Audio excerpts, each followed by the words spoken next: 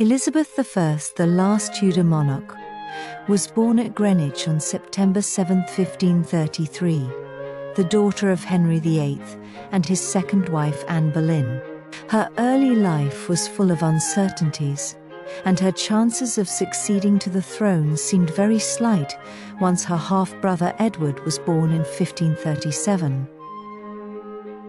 She was then third in line behind her Roman Catholic half-sister, Princess Mary. Roman Catholics, indeed, always considered her illegitimate, and she only narrowly escaped execution in the wake of a failed rebellion against Queen Mary in 1554. Elizabeth succeeded to the throne on her half-sister's death in November 1558. She was very well educated, fluent in 5 languages, and had inherited intelligence, determination, and shrewdness from both parents. Her 45-year reign is generally considered one of the most glorious in English history. During it, a secure Church of England was established. Its doctrines were laid down in the 39 Articles of 1563, a compromise between Roman Catholicism and Protestantism.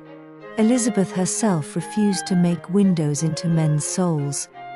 There is only one Jesus Christ, and all the rest is a dispute over trifles. She asked for outward uniformity. Most of her subjects accepted the compromise as the basis of their faith, and her church settlement probably saved England from religious wars like those which France suffered in the second half of the 16th century. Although autocratic and capricious, Elizabeth had astute political judgment and chose her ministers well.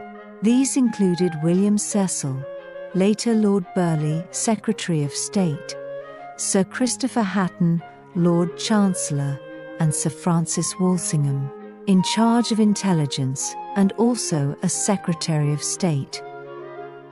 Overall, Elizabeth's administration consisted of some 600 officials administering the great offices of state, and a similar number dealing with the Crown lands, which funded the administrative costs.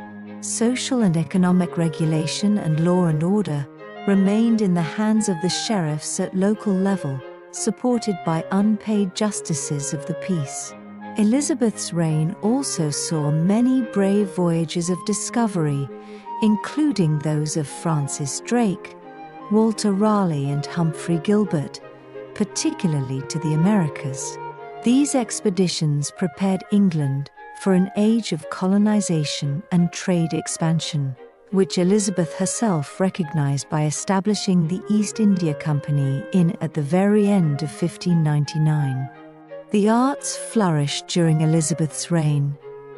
Country houses such as Longleat and Hardwicke Hall were built. Miniature painting reached its high point. Theatres thrived. The Queen attended the first performance of Shakespeare's A Midsummer Night's Dream.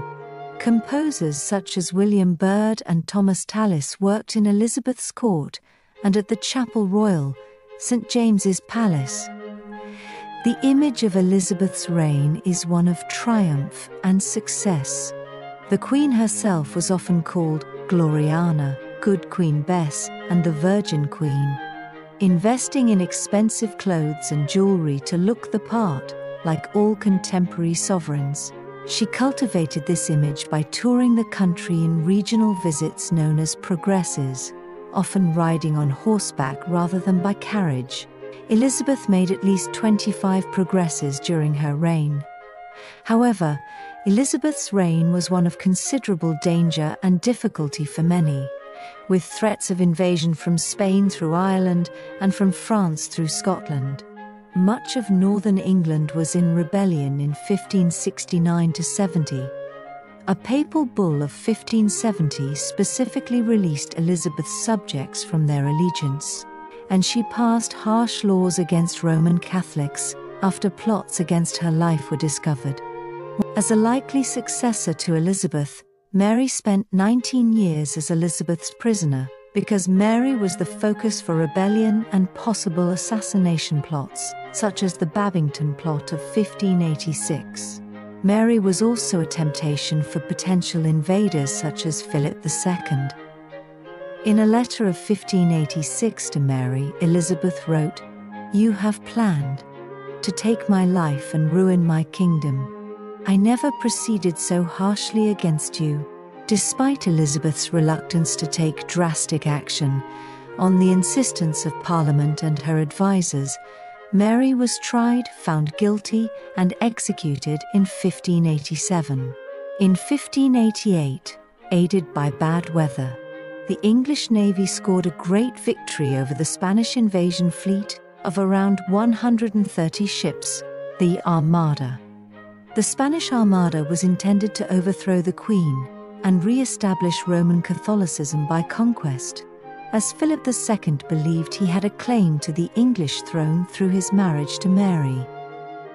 During Elizabeth's long reign, the nation also suffered from high prices and severe economic depression, especially in the countryside during the 1590s. The war against Spain was not very successful after the Armada had been beaten, and together with other campaigns, it was very costly. Though she kept a tight rein on government expenditure, Elizabeth left large debts to her successor. Wars during Elizabeth's reign are estimated to have cost over £5 million at the prices of the time, which Crown revenues could not match. In 1588, for example, Elizabeth's total annual revenue amounted to some £392,000. Despite the combination of financial strains and prolonged war after 1588, Parliament was not summoned more often. There were only 16 sittings of the Commons during Elizabeth's reign, 5 of which were in the period 1588 to 1601. Although Elizabeth freely used her power to veto legislation, she avoided confrontation and did not attempt to define Parliament's constitutional position and rights. Elizabeth chose never to marry. If she had chosen a foreign prince, he would have drawn England into foreign policies for his own advantages, as in her sister Mary's marriage to Philip of Spain. Marrying a fellow countryman could have drawn the Queen into factional infighting. Elizabeth used her marriage prospects as a political tool in foreign and domestic policies. However, the Virgin Queen was presented as a selfless woman who sacrificed personal happiness for the good of the nation, to which she was, in essence, married. Late in her reign, she addressed Parliament in the so-called Golden Speech of 1601, when she told MPs, "There is no jewel, be it of never so high a price, which I set before this jewel, I mean your love." She seems to have been very popular with the vast majority of her subjects. Overall, Elizabeth's always shrewd and, when necessary, decisive leadership brought successes during a period of great danger, both at home and abroad. She died at Richmond Palace on March 24, 1603, having become a legend in her lifetime. The date of her accession was a national holiday for 200 years. James VI of Scotland was Elizabeth's successor and became James I of England.